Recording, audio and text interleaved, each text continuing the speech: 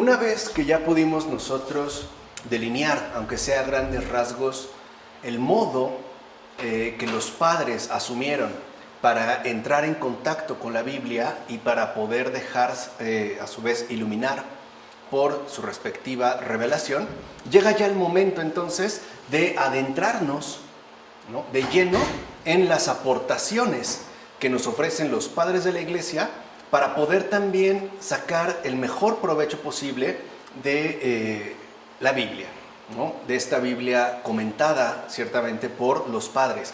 Y lo haremos del siguiente modo, aunque es un trabajo exhaustivo, creo que es muy importante precisamente porque el Papa Francisco acaba de publicar una carta pastoral donde invita a la recuperación de las Escrituras, es decir, a su lectura, meditación, asimilación profundas, para que nos dejemos vivificar de nuevo por la palabra, ¿no?, por la palabra hecha carne. Así pues, ¿no?, estará dividido, digamos, en dos grandes secciones que corresponden con el libro inicial de la Biblia, y es efectivamente el libro del Génesis, ¿no? Dejémonos entonces pues alimentar, ¿no?, dejémonos fecundar por estas aportaciones sumamente benéficas que los padres nos transmiten por medio de su respectiva lectura y comprensión de la Biblia. De hecho, lo iremos haciendo capítulo por capítulo y versículo por versículo. Comenzamos justo con la creación. Fíjense, estamos aquí ubicados, ¿no?, entre paréntesis. Yo voy a ir colocando el capítulo y el versículo.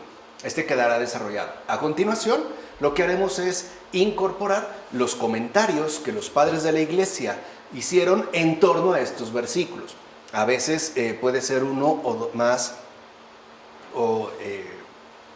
versículos, pero irnos concentrando. Entonces, todo inicia con el comienzo de la creación.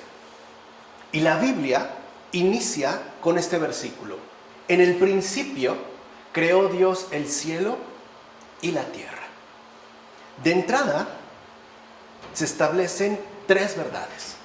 O sea, vean, ya en el primer versículo se establecen tres verdades.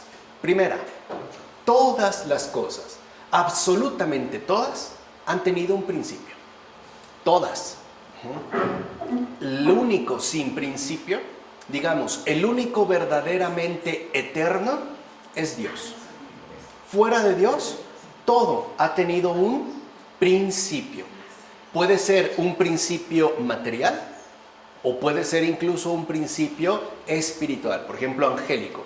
Pero aún así, todas las cosas han tenido un principio. Segunda verdad, el mundo, entiéndase por el mundo, el conjunto de todo lo creado, ha tenido un creador. Eso ya es, digamos, lo que se afirma de manera clara y radical en el primer versículo del Génesis. Y tercera verdad, Dios es el creador de las criaturas invisibles y visibles. O sea, Dios es el creador de lo que se ve y de lo que no se ve. Hoy nosotros podríamos decir de lo natural y de lo sobrenatural. Además, Dios no es solo el creador de todas las cosas. Cuando Génesis dice en el primer versículo, es el creador del cielo y la tierra, cielo y tierra juntos, resumen la realidad de todo el universo. Es decir, el universo como tal está constituido por dos ámbitos conjugados: el ámbito de lo visible y el ámbito de lo invisible. En el caso de la Biblia, cuando habla de cielo, se está refiriendo a la realidad invisible. Cuando dice tierra, se está refiriendo a la realidad visible. Entonces, Dios no solo es el creador de todas las cosas, ya dijimos, cielo y tierra juntos, ¿no?, resumen la realidad de todo el universo, sino que también, ¿no?, es su sustento. Dios no solo ha creado el universo, lo sustenta. O sea, por utilizar una expresión un tanto común, lo mantiene en pie, lo sustenta, pero también lo conserva. O sea, no solo lo sustenta, lo mantiene, sino que lo conserva en pie. Y también Dios es el que guía todo. O sea, y es decir, el que todo lo dirige y gobierna. Eso es su principio. Entonces, cuando en la Biblia, en el primer versículo, se dice en el principio, se está afirmando con ello que Dios no solo es el creador, sino también es el sustento del universo, su conservador y el guía que todo, absolutamente todo, lo gobierna y dirige. Ahí tiene su principio. Entonces, lo verdaderamente importante es justo el principio. No es casual que por eso la Biblia, ¿no?, destaque el principio en primer lugar. Por eso no dice Dios creó o el cielo y la tierra fueron creados por Dios en un principio. No dice en un principio, como si se tratara de uno entre otros. No, esto es lo fundamental. O sea, el hecho de que el principio que apela a todo esto que hemos mencionado anteriormente va en primer lugar. Absolutamente todo, cielo y tierra, como dijimos en su conjunto, inicia por el principio. En pocas palabras, todo, absolutamente todo, remite a Él. No hay nada, absolutamente nada en este universo que no remita a Dios. Todo lo que hay en este universo, ya sea visible o invisible, remite a Dios. Tiene pues en Dios a su principio, el único que hay. ¿Y cuál es el principio de todo? Sino Jesucristo, nuestro Señor y Salvador de todos, el primogénito de toda criatura.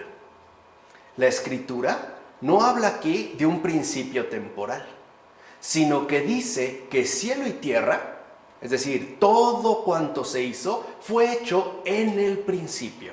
Esto es, en el Salvador, que es justo lo que menciona Orígenes en sus homilías sobre el Génesis, ¿no? Cuando está entre comillas, al final yo pongo entre paréntesis, ¿no?, qué padre de la iglesia es el que está elaborando estos comentarios. Entonces, aquí ya destacan también dos cosas fundamentales.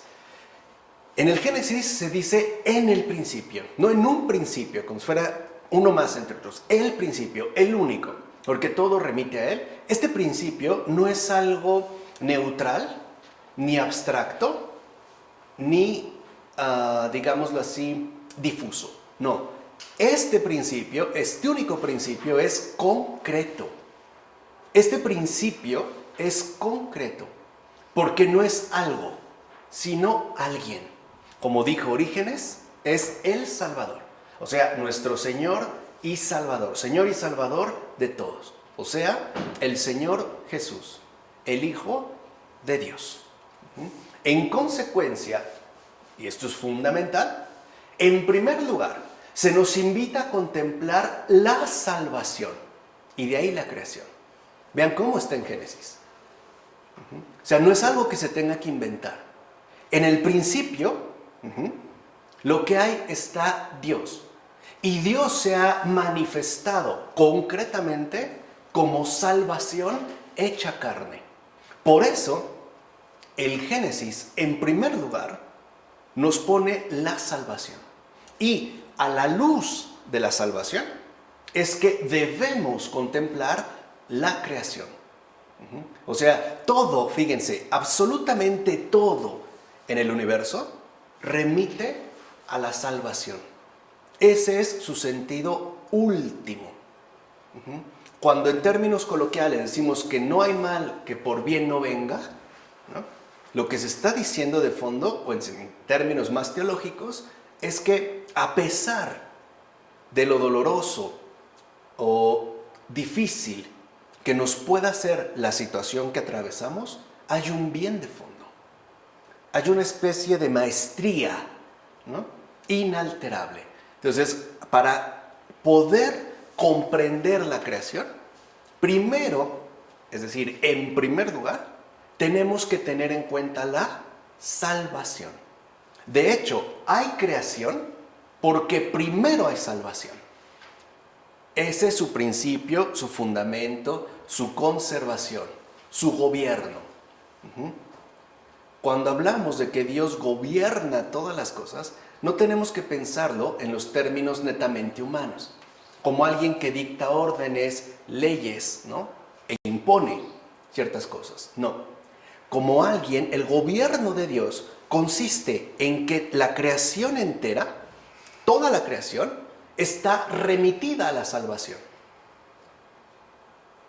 ¿Se entiende? Toda la creación entera está remitida a la salvación.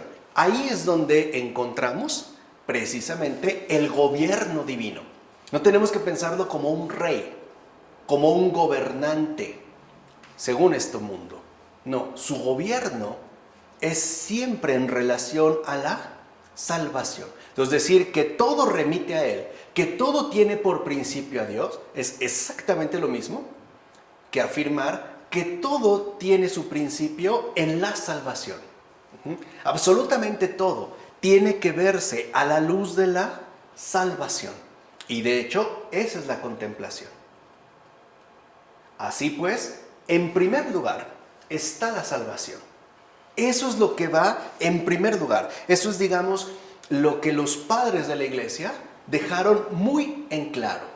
Cuando no hay primero salvación y nos quedamos única y exclusivamente con la creación, lo que encontramos es confusión y caos. Literalmente. Un mundo sin sentido. ¿Cuántas veces nos alarma ver tanto sufrimiento, tanta injusticia, tanta muerte en este mundo? Cuando no se tiene presente justo el principio, cuando no se tiene presente la salvación, lo único que queda es la desesperación, la desesperanza. Por eso, si lo ven, el Génesis, en su primer versículo, ya nos hace una invitación abierta a la esperanza, es decir, a la verdadera esperanza teologal. ¿Qué significa? La esperanza que únicamente se alimenta de Dios. Esa es la esperanza teologal. Y por eso se le llama teologal, porque remite a este fundamento del mundo que nada ni nadie puede alterar. ¿Se entiende? O sea, si lo vemos ya entonces, ¿no? Por tratar de sintetizarlo, desde el primer versículo, el propio Génesis, y en general la Biblia, nos invita a la esperanza, a la alegría, al gozo y a la gratitud. Ahora entienden por qué yo he insistido varias veces, y no dejo de hacerlo, en lo que para mí es la regla de oro de la espiritualidad. Dios jamás, pero jamás, nunca jamás aflige los corazones. Cuando nosotros nos afligimos, es justo porque hemos perdido de vista el principio. Porque ya no tenemos en cuenta, no nos sustenta, no nos sostiene la salvación, sino que nos agobia el peso de la creación. Ahora entendemos por qué el propio Jesús dijo: mi yugo es suave, mi carga es ligera. ¿Se entiende? Fíjense, y esto viene de los padres, y no hemos pasado ni del primer versículo, de hecho ni de las 3 primeras palabras. En el principio. Por eso es tan importante tomarse en serio a Dios. O sea, no basta, ¿no?, con que uno quiera hacerse bolas, ¿no?, con esto. No, sino encontrar el consuelo que nos es ofrecido en el principio. Entonces, toda la creación remite a Dios, es decir, a la salvación. Entonces, el principio va primero, antes que cualquier otra cosa. Y este principio, salvación, es el que debe permanecer siempre inamovible. Repito, si nosotros quitamos el principio, la creación se vuelve un peso insoportable. Recuerdo un intelectual francés del siglo XX, he olvidado su nombre, que en una ocasión dijo que Dios no existe, pero si existe, peor para él. ¿Se entiende? Eso es creación sin salvación. Sí, o sea, el propio René Girard diría, ¿no?, que sin Cristo este mundo es para volvernos locos. Tiene razón, tiene razón. Por eso se nos invita a enraizarnos, a sustentarnos plenamente en el principio. Y esto para que aprendieras que Dios existe antes del inicio del mundo, que Él mismo es el origen de todo lo que existe. Lo dice San Ambrosio en su texto, Los 6 días de la creación. Entonces, como dice el gran San Ambrosio, aquí ya se nos da un gran aprendizaje. Antes del mundo está el creador del mundo, pero este creador no es un fabricador, no es un simple artesano que ha hecho algo debido a sus capacidades, ¿no? A sus talentos, aunque sean divinos. No es un fabricador, es un salvador. Si hay mundo, es porque la salvación es lo que resguarda todo lo creado. ¿Se entiende? O sea, el mundo siempre está remitido a la salvación. Esto es lo que está en el principio, que de hecho es algo que efectivamente deberíamos de meditar, aunque sea brevemente, día con día. Dios siempre está al principio. Antes de todo está Dios. Antes que cualquier cosa está el Salvador. Y es por ahí donde debemos comenzar. ¿Se entiende? Esa no es una de las grandes lecciones que nos deja la Biblia, por ejemplo, en los Salmos. Porque dice: el Señor es mi pastor, nada temo, ¿no? Él me sustenta. ¿Por qué se nos invita a la confianza? Confiar en Dios, confía. ¿Por qué? Porque esa es la verdad. Porque esto es algo que se nos ha dicho en el principio. El principio, ¿no?, se ha puesto en primer lugar, porque es justo lo primero. Ya después vendrá lo demás. Pero lo que nunca debemos olvidar es lo primero. Por eso también entendamos de una vez por todas que no somos huérfanos, que no estamos en una especie de abandono cósmico, ¿no? Llegados aquí no se sabe cómo, aunque nos digan que por evolución, ¿no?, por un accidente, amenazados por un sinsentido omniabarcante. Mentira. Recordemos que primero es Él. O sea, lo primero a lo que se nos invita a contemplar es la salvación. Por eso vemos cómo la Escritura, en su primer versículo, habla de Jesús y sobre Jesús, el Salvador. De hecho, toda la Biblia es, digamos, el gran escrito acerca de Jesús, de modo explícito y también de modo implícito, de modo directo y de modo indirecto. Ahí es donde debemos, pues, de asimilar profundamente esta gran y fundacional enseñanza.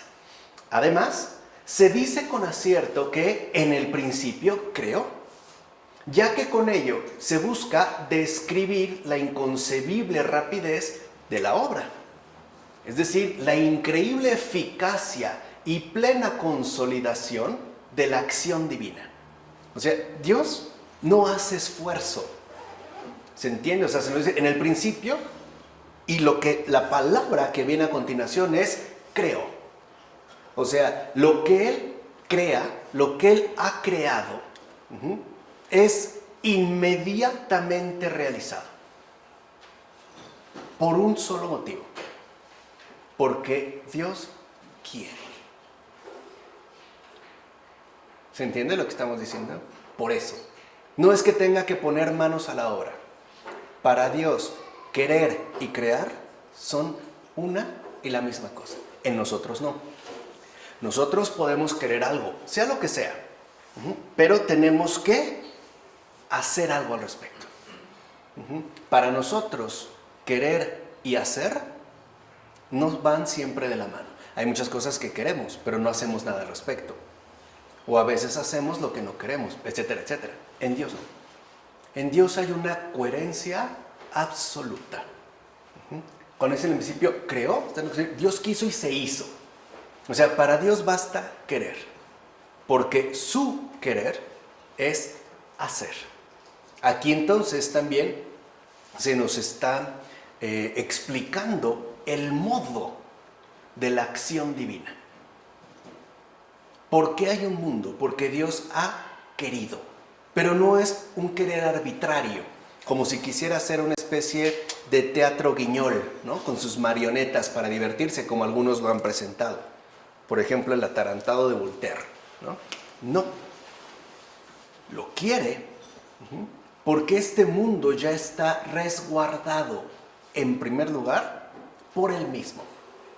Es decir, por su propia salvación, por su propia custodia divina. Por eso hay un mundo. No es nada más un capricho de su voluntad. Que haya mundo porque estoy aburrido, ¿no? Vamos a ver cómo sufren estas hormigas, insisto, ¿no? La visión, repito, del atarantado Voltaire. No. Lo hay porque Él ha desplegado su salvación como el resguardo, el sustento de todo el universo. En efecto, antes del inicio de lo que Dios ha comenzado a hacer, se expresa ya el resultado de la acción realizada. Lo dice San Ambrosio, también en los 6 días de la creación. O sea, antes, ¿no?, de que se exprese, la acción realizada, esta ya está consolidada. Porque basta, como dije, con que Dios así lo quiera.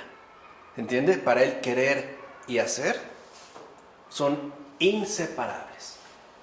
Esto último es justo lo que permite presentar a Dios como creador. De hecho, Él es el único creador. Hoy hemos banalizado la palabra. Por ejemplo, podemos decir que este es un gran creador, ¿no? O hemos creado una vacuna, o hemos creado un programa de asistencia social, o hemos creado nuevas tecnologías, o he creado, ¿no?, esta máquina. Eso no es crear, eso es fabricar. No tenemos que adjudicarnos algo que no poseemos. En pocas palabras, no tenemos que presentarnos mentirosamente como lo que no somos. Solo Dios es creador. Y es el único creador. Porque para Él querer y hacer son inseparables. ¿Se entiende? Él es el único que crea. Nosotros fabricamos. Nosotros tenemos que pasar, si lo quieren ver así, del querer al hacer. Y muchas veces lo que hacemos no coincide plenamente con lo que habíamos querido. O sea, ¿cuántas veces queremos para nuestros hijos lo mejor y a lo mejor, y probablemente lo que hicimos, pues no fue lo más adecuado? Hay inconsistencias. En Dios no. Así pues no hay creadores, ni artistas que podamos llamar creadores. Son artistas.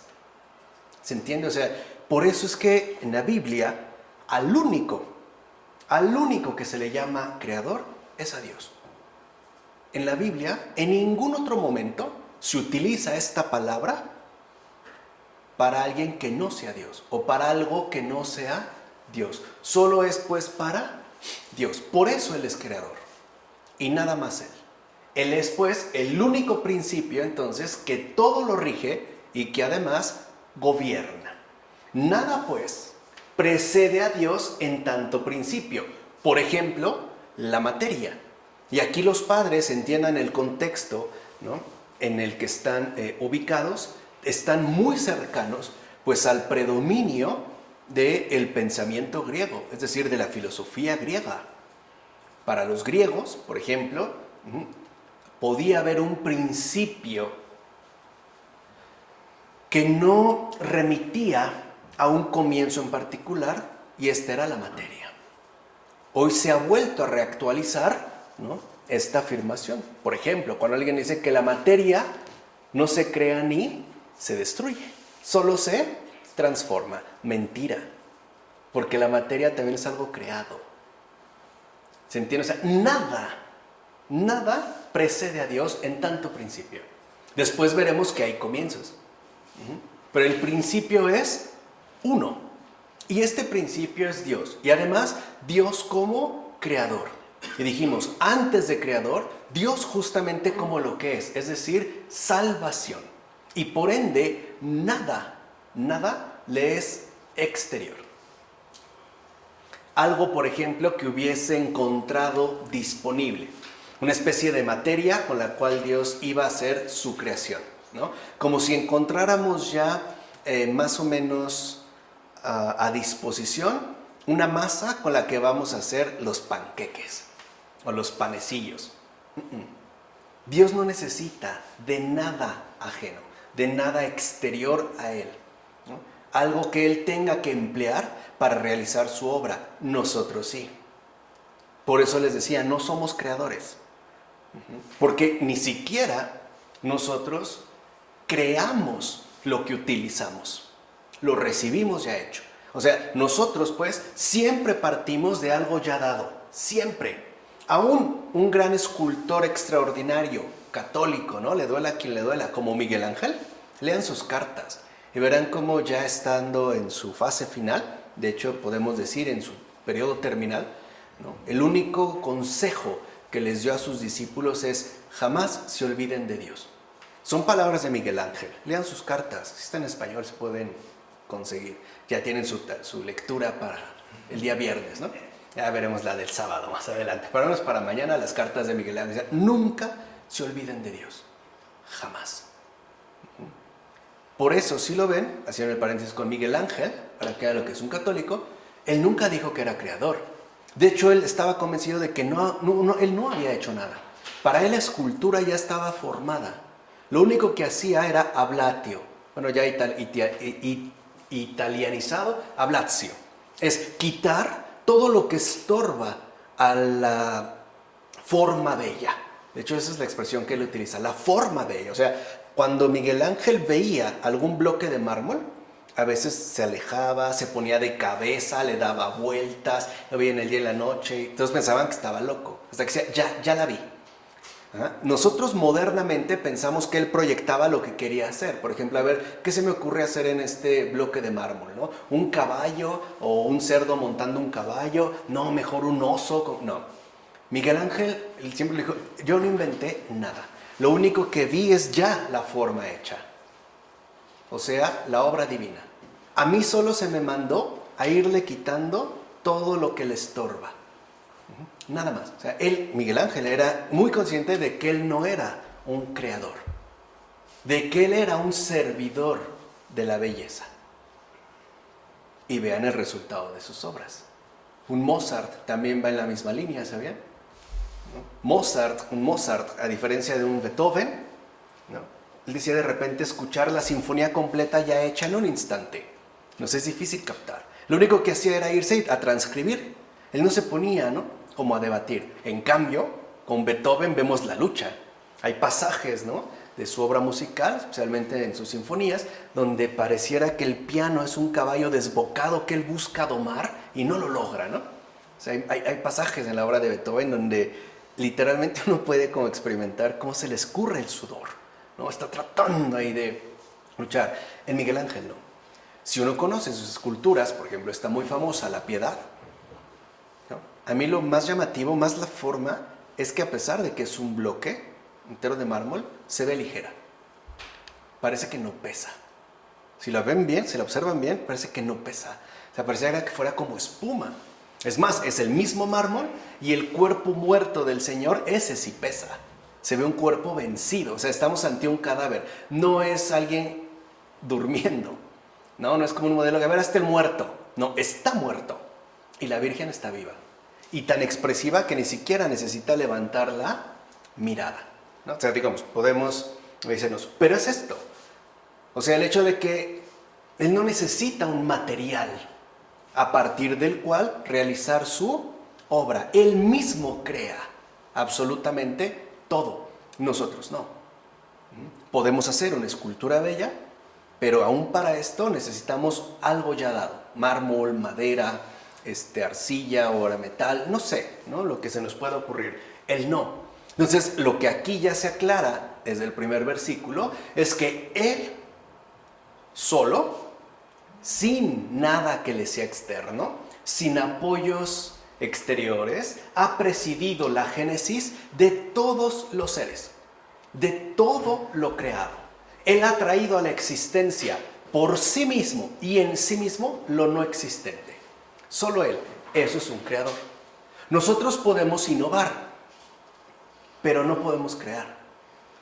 Porque la creación es traer a la existencia algo que no existe, que no ha existido jamás. Aún tratándose de ¿qué? De la materia. ¿Se entiende? ¿Se entiende hacia dónde pues nos están llevando los padres?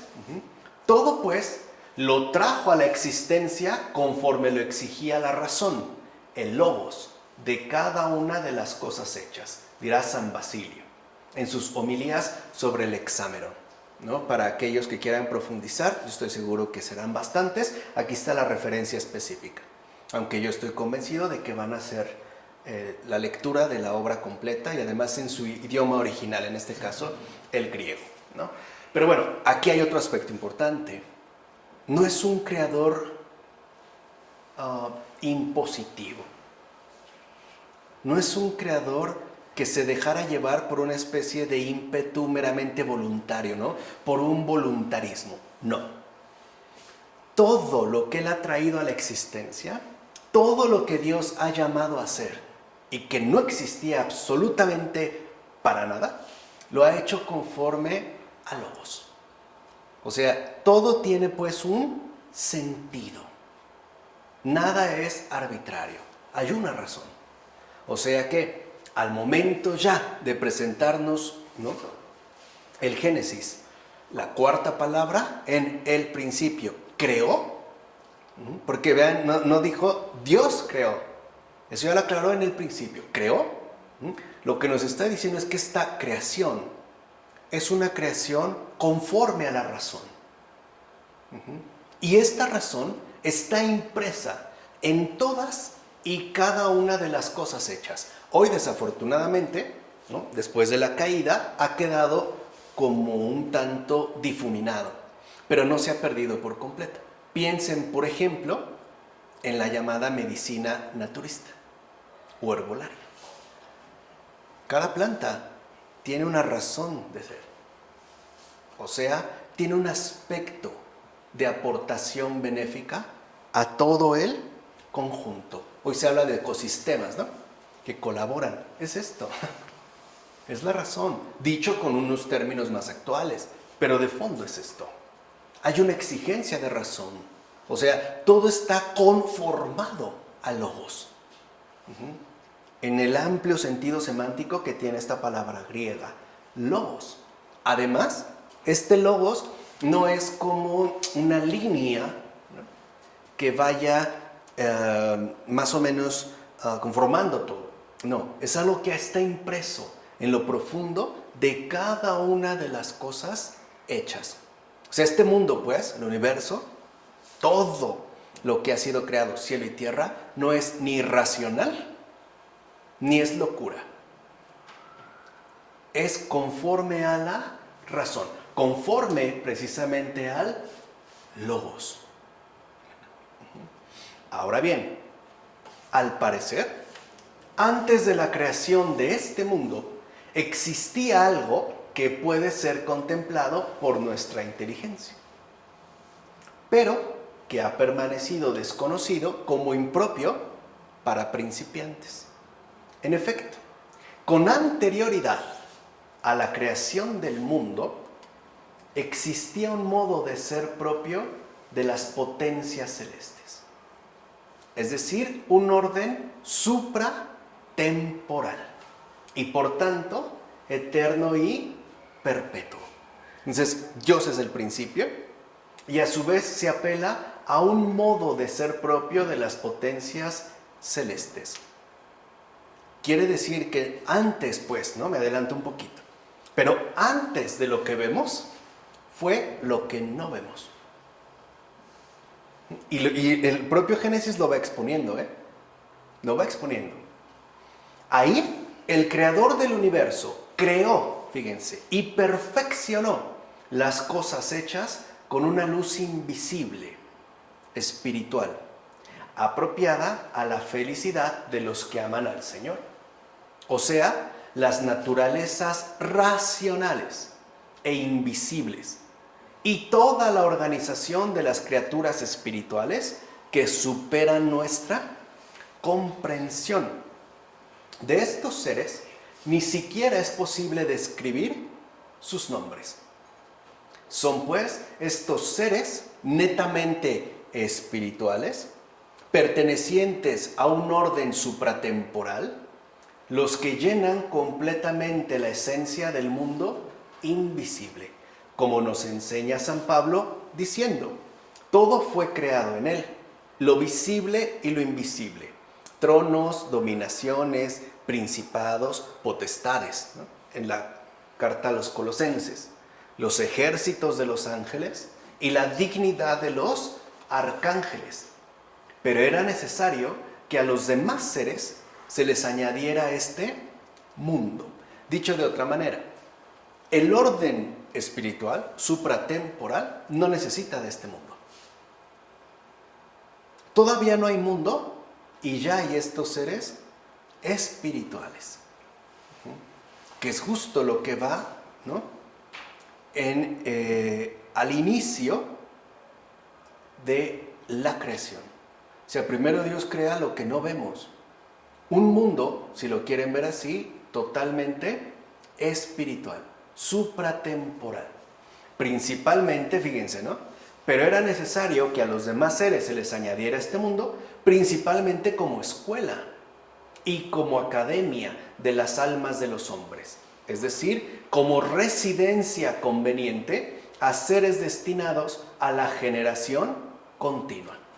En pocas palabras, Dios ha creado este mundo pensando de antemano en nosotros. Este mundo, conforme a Logos, resguardado por la salvación, esta residencia conveniente a cada uno de nosotros en términos humanos, está pensada para darse según la generación continua. Es decir, para nosotros que sí somos seres temporales. Hay una sucesión, afín pues al mundo y a los animales y plantas que hay en él, es el correr del tiempo, cosa que no hay antes.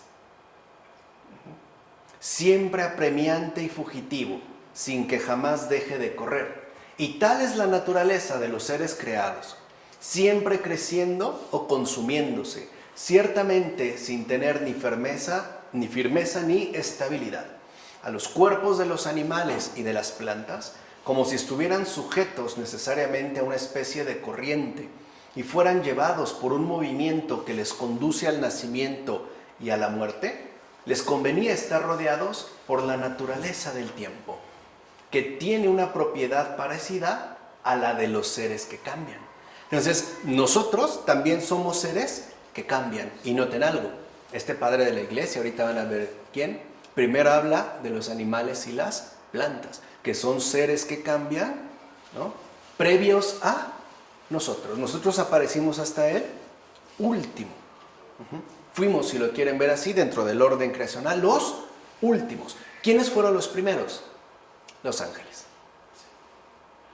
Si eso está hablando de los ángeles, el mundo netamente supratemporal, el mundo netamente espiritual, ¿no? No obstante, para todos aquellos que cambian, plantas, animales, seres humanos, nos era importante también estar acompañados por el correr del tiempo. Quiere decir que entonces, antes del mundo, de este mundo visible que vemos, no había ¿qué? Tiempo. No es que Dios haya creado en un momento en particular.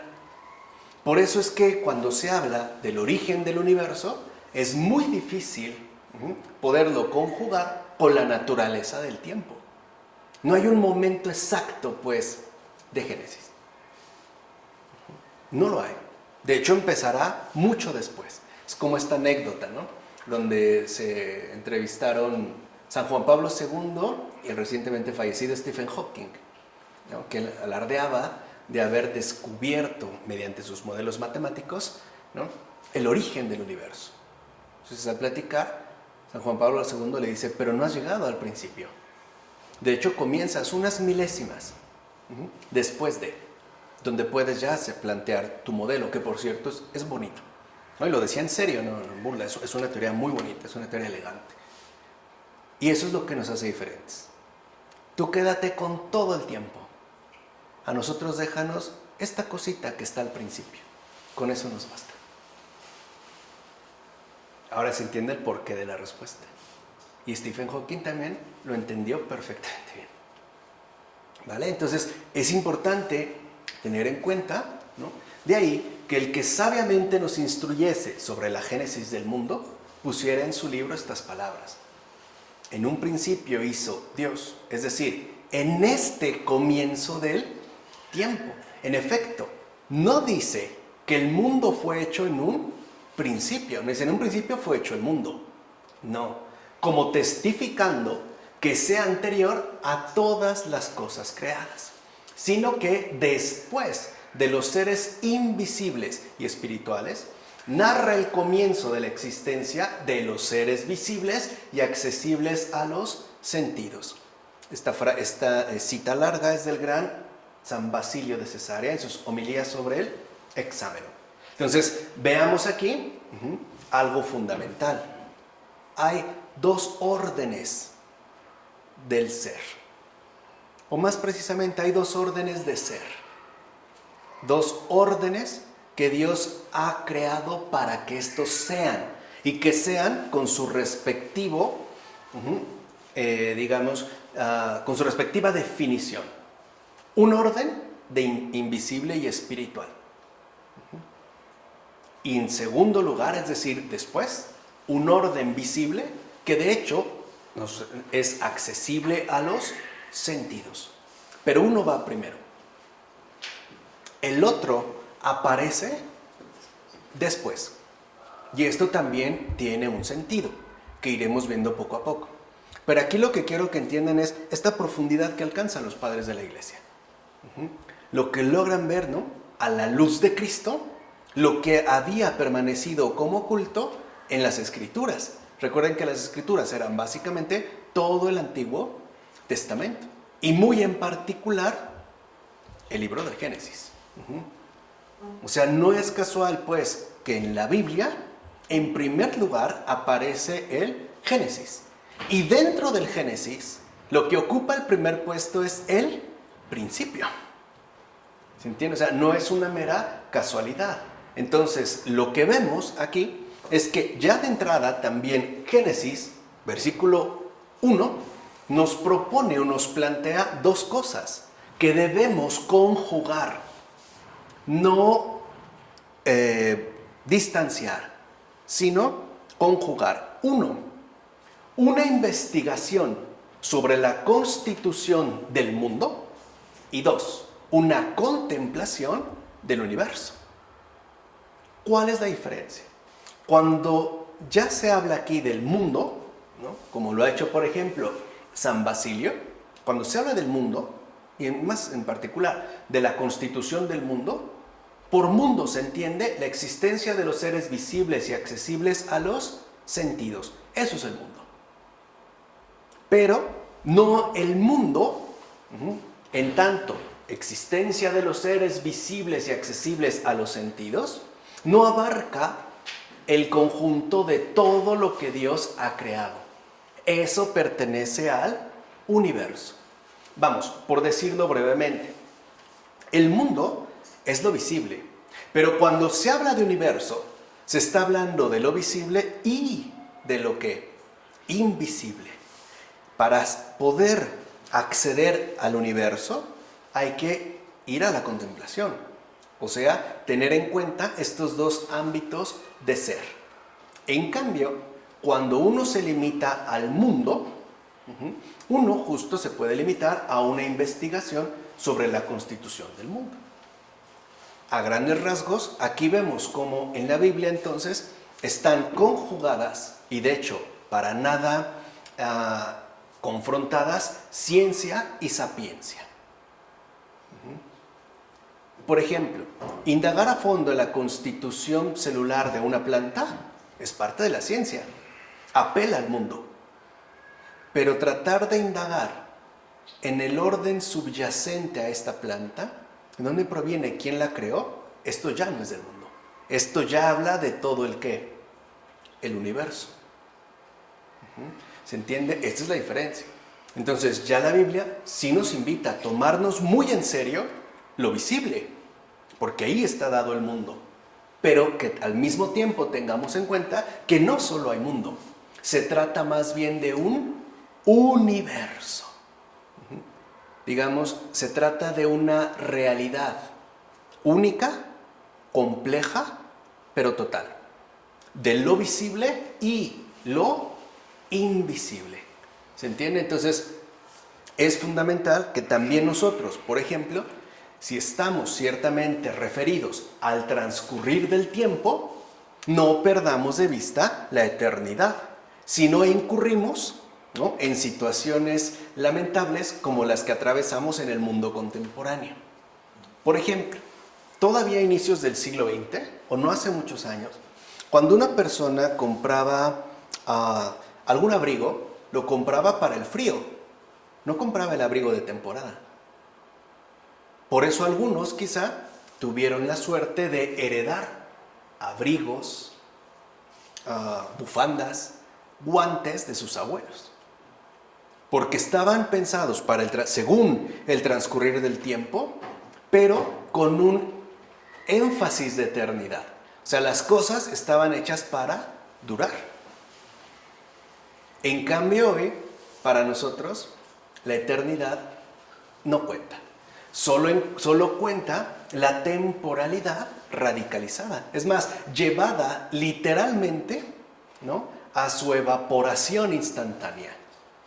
Hoy vemos, lo habíamos dicho ya en una ocasión, cómo podemos adquirir un teléfono celular, un dispositivo tecnológico de última generación, y al poco tiempo ya hay otra versión, más nueva.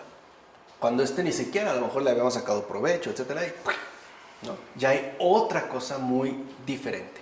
Entonces, aquí lo importante es que nosotros no seamos unilaterales al remitirnos a la creación. Que tengamos en cuenta que hay mundo, sí, pero también hay universo. ¿Se entiende? O sea, que para nosotros, pues, lo material no quede desgarrado de lo espiritual. O sea, que no solo nos quedemos con aquello que vemos, sino que también indaguemos aquello que no vemos. Por eso también estamos estudiando a Michel Henry. Y por eso nos cuesta trabajo. Sobre todo por nuestra limitación ¿al qué? Al mundo. O en términos más románticos, por nuestro olvido del universo, ¿no?, de la contemplación. Bueno, esto se logra entonces, esta ya última contemplación, no según el saber del mundo. Nadie puede acceder a ello si nos atenemos a la constitución, ¿no?, dada según el transcurrir del tiempo, sino por medio de la revelación que Dios nos ha querido compartir. Y sí, nos ha querido compartir desde el Génesis, ¿no? En el principio Dios creó cielo y tierra, o sea, primero lo visible y lo visible, no en un periodo de tiempo distinto. Esto solo nos ayuda, al hablar de un antes y un después, nos ayuda para tener una mejor comprensión humana. Pero esto es parte de la revelación. De otra manera, no se podría, ¿no?, tener claridad al respecto, porque pertenece en principio a un orden que nos es ajeno. Claro, muchas culturas han tratado de indagar acerca de ello, lo intuyen. Por ejemplo, sobre todo en torno a la cuestión de los muertos. ¿Qué pasa con el más allá? ¿Allá envejecen o no envejecen? ¿Qué sucede? O sea, se hablan de las culturas. ¿Hay algo? Bueno, esto es algo que se da por revelación. Ahora bien, observa también en esto algo extraordinario. Todos los demás profetas hablaron o de lo que habría de suceder pasado mucho tiempo, o de lo que iba a acontecer inmediatamente. En cambio, este bienaventurado, Moisés, porque durante mucho tiempo se consideró que el autor del Génesis, en general del Pentateuco, era Moisés. Por eso aquí se hace referencia a Moisés como aquel inspirado profeta que escribe el texto bíblico. En este caso, el que estamos comentando, el Génesis, ¿no? Dice, en cambio, este bienaventurado Moisés, pese a haber nacido muchas generaciones después y guiado desde lo alto por la diestra divina, juzgó digno de narrar aquello que antes de su nacimiento fue creado por el Señor de todo. Por eso comenzó con estas palabras: en el principio Dios creó el cielo y la tierra. Puede decirse que con voz clara a todos nosotros nos grita y pregunta: ¿acaso digo esto enseñado por un ser humano? El que condujo del no ser al ser estas mismas cosas, también es quien movió mi lengua a narrarlas. Y puesto que todo esto lo escuchamos, no como venido de Moisés, sino del Dios de todo lo creado a través de la lengua de Moisés, prestemos atención a lo dicho. Y vean, es el gran consejo que nos da mi querido Juan Crisóstomo. Y cuando hablemos, renunciemos a nuestros razonamientos en muchos aspectos.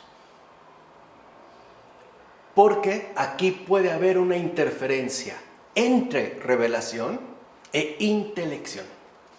O sea, no se trata de imponer mis ideas. No se trata de que esto encaje con lo que yo pienso. Se trata de que esta revelación sea recibida también por mí. No se trata de confrontarse con la verdad. Se trata de comprometerse con ella, de recibirla, asimilarla, entonces sí, para que nuestra intelección quede finalmente iluminada y podamos pasar de la intelección, ¿no?, a la contemplación. Entonces vean, en esta cita que menciona San Juan Crisóstomo, vemos cómo también ya los padres veían estas dificultades. Pensar que aquello que se nos ha revelado tiene que encajar con aquello que nosotros pensamos. Y además, tal y como lo pensamos. En consecuencia, tengamos en cuenta que la verdad se da por revelación y no por simple intelección. La verdad se recibe, no se inventa. Cuando, por ejemplo, se hablaba antiguamente de la filosofía como de la búsqueda de la verdad, se habla de algo que ya está dado, algo que hay que encontrar, ¿no? No se trataba de algo que hay que inventar. Por eso no se hablaba de la invención de la verdad, sino de la búsqueda de la verdad. A partir de Cristo sabemos que la filosofía es servicio a la verdad, ¿no?, que ya nos ha sido revelado. Entonces, aquí es importante que cuando nosotros nos acerquemos a la Biblia, nos acerquemos teniendo en cuenta que es una revelación que se nos manifiesta. Y por tanto, con docilidad de intelección. Porque si no, nos pareceremos a una persona hambrienta, ¿cómo se dice en términos médicos? ¿Famélica? ¿Famélica? Cuando una persona está sin comer durante mucho tiempo. Hambrienta. Bueno, imagínense que pareceremos una persona hambrienta que tiene un manjar preparado pero no abre la boca. No, o sea, se trata de dejarnos alimentar. Por tanto, aceptemos lo que se dice con buena voluntad. Eso es lo primero, o sea, recepción. No se trata de entrar a pelear. Se trata de dejarse fecundar, dejarse pues tocar. Por eso la invitación de uno de los padres de la iglesia es: aceptemos lo que se dice con buena voluntad, sin sobrepasar el propio límite, sin ocuparnos de lo que está más allá de nosotros mismos. Esto es lo que han experimentado los enemigos de la verdad. O sea, tratar de ocuparse de aquello que en definitiva ya no nos compete, deseosos de remitirlo todo a sus razonamientos. Es decir, sin darse cuenta de que es imposible a la naturaleza humana sondear la creación de Dios. Lo dice también San Juan Crisóstomo en sus homilías sobre el Génesis. ¿Se entiende? O sea, el enemigo de la verdad es aquel que la rechaza por posicionarse él mismo como el criterio a seguir. Entonces también San Juan Crisóstomo nos da, digamos, este consejo sumamente importante. No queramos nosotros curiosear inútilmente en aquello que en definitiva está mucho más allá, infinitamente más allá de nosotros. Y hay una razón. O sea, no crean que es porque si entonces nos los proponemos, ahí vamos a descubrir las falsedades que se han inventado. No. Porque en realidad, como no podemos alcanzar, lo único que eso va a producir es un desvarío en nuestra intelección. O sea, empezaremos a desvariar, a decir absurdidades. Aun cuando estas absurdidades sean presentadas con un rigor científicamente teórico. O sea, habría que evitar, pues, el desvarío. Puede decirse entonces que la creación de Dios no es accesible a nuestros humanos racionamientos, ya que nuestra capacidad de comprensión no da para tanto. No la da. O sea, esta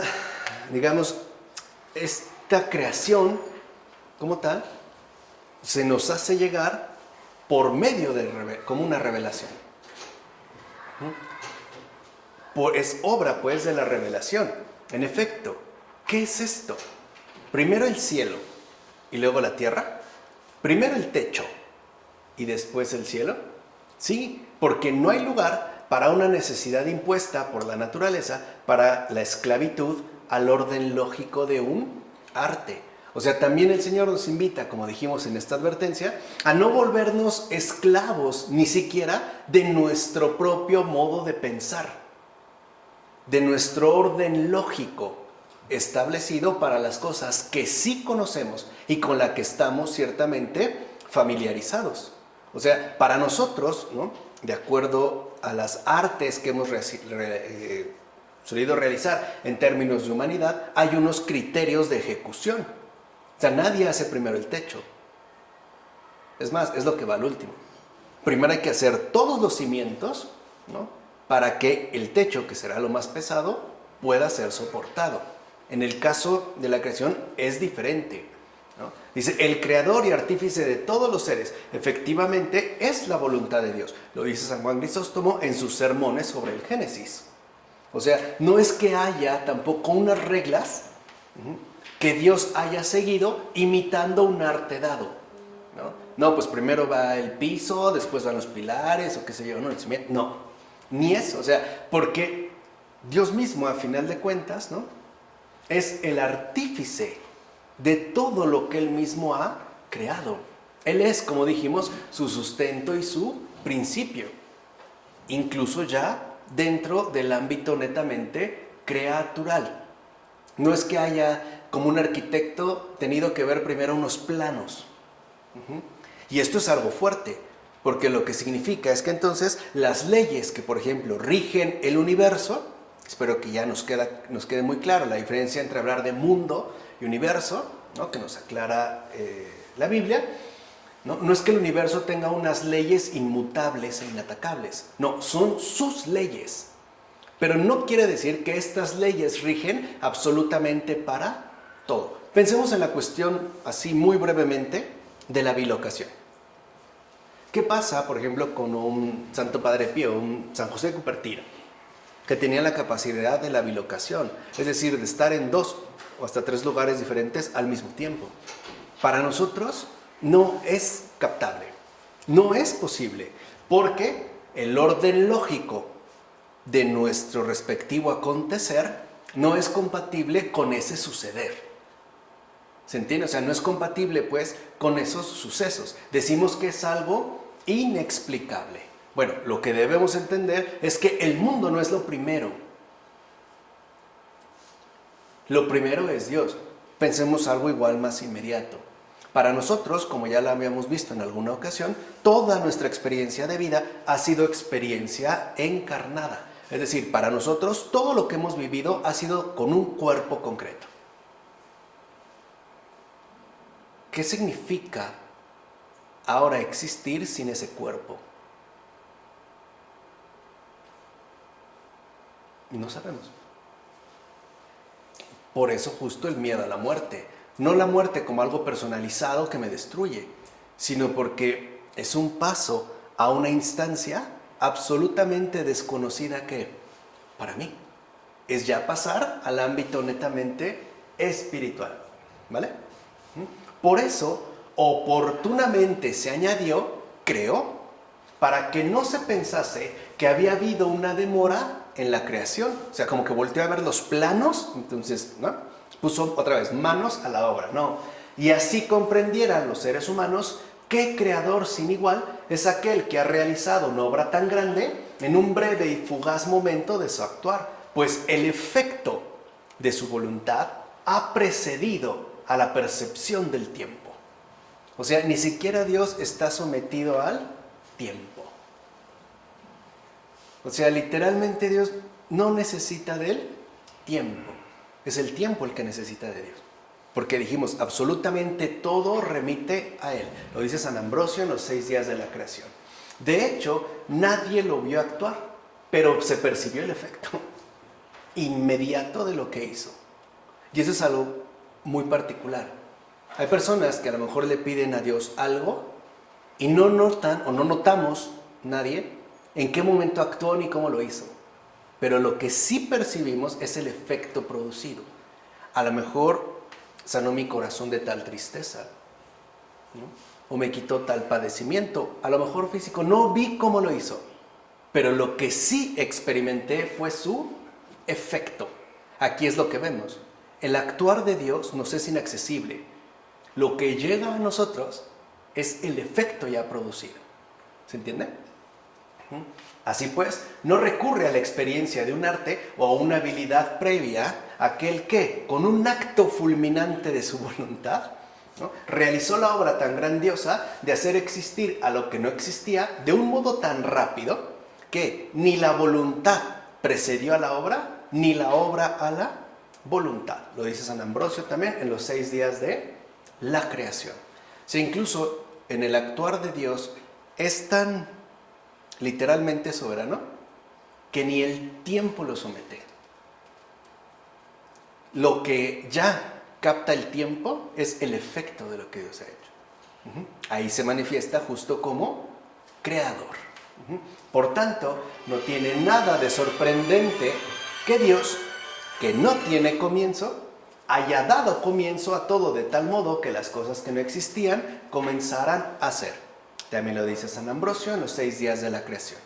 La voluntad de Dios, en su majestad ilimitada, es pues el único principio, o sea, la génesis de toda la creación.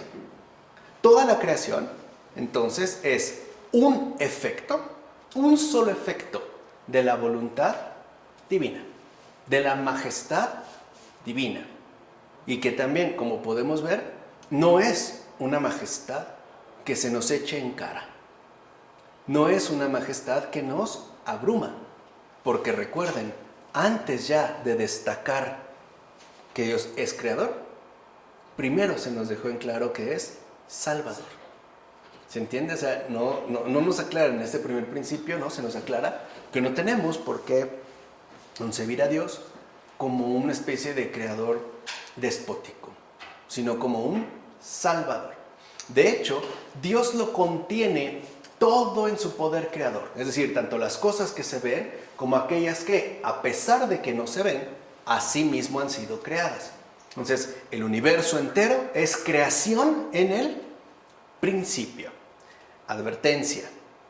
Quien sigue lo que es corruptible en este mundo y a partir de ahí piensa que es capaz de comprender la voluntad de la naturaleza divina, ¿cómo no se va a ver envuelto en la sutileza de una discusión engañosa?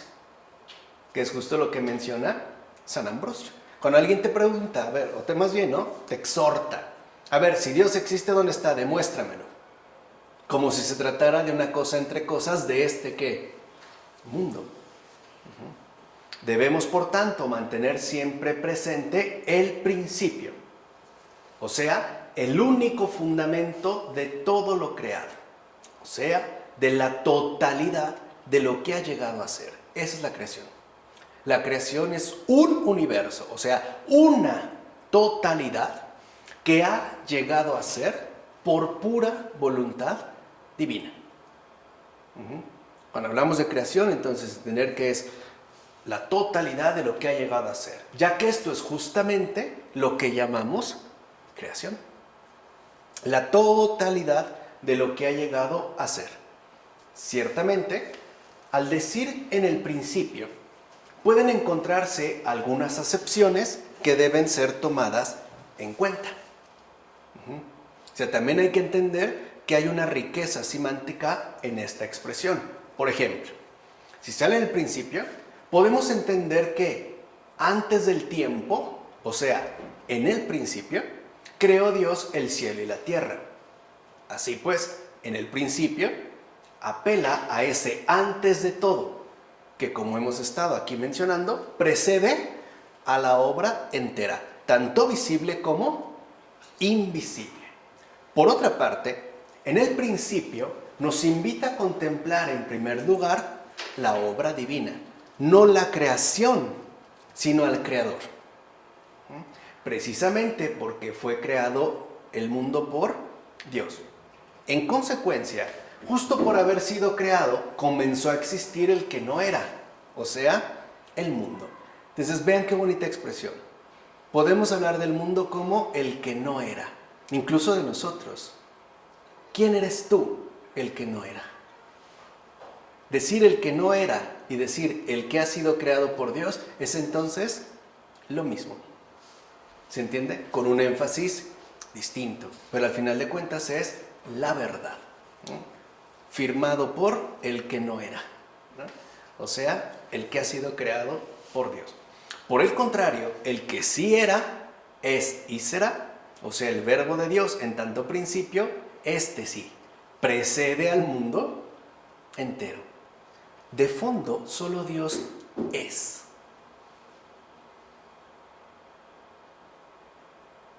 Si lo pensamos a fondo, solo Dios es. Las demás cosas son. Dios se los dejó allá para su meditación. Bueno, incluso los ángeles, las dominaciones, las potestades, aunque ya existían cuando el mundo fue creado, y ciertamente, como hemos dicho, aunque ya existían sin quedar remitidas al transcurrir del tiempo, comenzaron a existir en un momento determinado. Claro, nosotros le llamamos momento para tener una cierta comprensión, pero se trata pues de un momento no temporal. ¿Qué significa? Que también fueron creados por y en el principio, o sea, por Dios. Así pues, el tiempo ha comenzado su existencia con este mundo, no antes del mundo. No es que Dios necesitara tiempo para hacerlo. Eso lo necesitamos nosotros. Por eso comienza con el mundo, no con el universo. ¿Se entiende? O sea, no con el universo, no con... el tiempo, pues, no es relevante, no tiene relevancia para lo invisible, para lo espiritual. Para lo visible y sensible, sí. Solo ahí, no antes. O sea que el tiempo terrenal no es su principio, sino la intemporalidad celestial. Aquí esto es algo importante, porque entonces el tiempo como tal no es verdaderamente el principio de este mundo, sino la intemporalidad celestial. En pocas palabras, lo que debemos de recuperar es la primacía de la eternidad, no de la temporalidad, porque el tiempo no es lo primero. De hecho, ¿se acuerdan cuando una vez dijimos que el tiempo está cargado de semillas de eternidad? Como tiene un peso cada instante de eternidad. En todo caso, esto nos aclara que no es el mundo quien se da su ley a sí mismo, sino que la recibe de Dios y por ende la observa y ¿qué? Y cumple. Ejemplo muy sencillo. Aun cuando el mundo esté tan desordenado, remite a la salvación. Aún así, no puede sustraerse a su principio. De hecho, Dios no ha suspendido la tierra de un punto central del universo, sino que lo sostiene a partir de la estabilidad de su ley y no permite que vacile. Fíjense qué interesante observación de San Ambrosio, ¿no? En los 6 días de la creación. Cuando todavía con la teoría de Ptolomeo se pensaba en la teoría geocéntrica, ¿no? La Tierra está suspendida en un punto central del universo. San Ambrosio es del siglo III, parte del cuarto. Y dicen, no es cierto, no es esto. O sea, no es que esté ahí como suspendida, ¿no? Como una esfera sin hilo. colgada, flotante. No, lo que realmente sostiene, ¿no?, a la tierra, está hablando de la tierra concreto, ¿no?, es la estabilidad de su ley. ¿Quién es su ley? Dios mismo. Y por eso no vacila. O sea, no es ni siquiera por unas meras leyes gravitacionales que mantienen el equilibrio de las fuerzas. No. Lo que realmente dijimos, ¿no?, mantiene a la tierra es su ley remitente, o sea, Dios mismo. Y por eso no permite que ésta vacile, o sea, que entrara en una especie de sinrazón a niveles incluso cósmicos. Por tanto, no debemos atender como regla de medida cualquier posición de este mundo. O sea, no debemos medir las cosas según lo que sí conocemos y con lo que estamos familiarizados, sino la que corresponde a la ley divina, es decir, la de su poder, la de su justicia y la de su sabiduría divina, ya que ninguna realidad escapa a su conocimiento y determinación ilimitada. O sea, cada vez que nosotros, pues, ¿no?, tenemos un contacto directo con lo temporal, no debemos también de contemplar a su vez su verdadera ley, su verdadera determinación, como diría Charles Peguy, eternal. O sea, no solo está lo temporal, está lo eternal. Y también esta palabra que yo aprendí de Charles Peguy, no solo debemos de pensar en lo póstumo, sino en lo ántumo, el principio. No solo importa lo póstumo, el efecto del mundo, sino lo ántumo. De hecho, todas las cosas están sujetas a Él, por cuanto por Él son medidas. Por eso no vacilan. Todas las cosas, absolutamente todas, están sujetas a Dios. Todas. Porque por Él mismo son medidas. Esa es su medida, no lo que nosotros otorgamos. Lo vemos también en otros pasajes de la Escritura, espero que ya llegaremos, ¿no? Para Dios, ¿qué son 1000 años? Un instante que pasa. Sus medidas no son nuestras medidas. Para nosotros algo es mucho, para Él es casi nada. Para nosotros algo es casi nada, para Él puede ser bastante. Es su medida. Puede decirse entonces que la medida única y principal de todas las cosas, o sea, tanto en su conjunto como en su particularidad específica, es la voluntad de Dios.